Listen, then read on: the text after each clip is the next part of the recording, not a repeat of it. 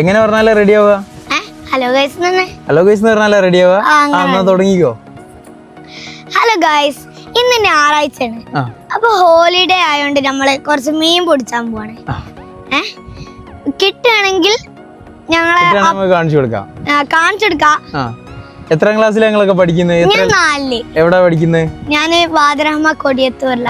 ഇവരൊക്കെ പഠിക്കുന്നതോ? ശരി, അനിയനാണ്. ഓക്കെ.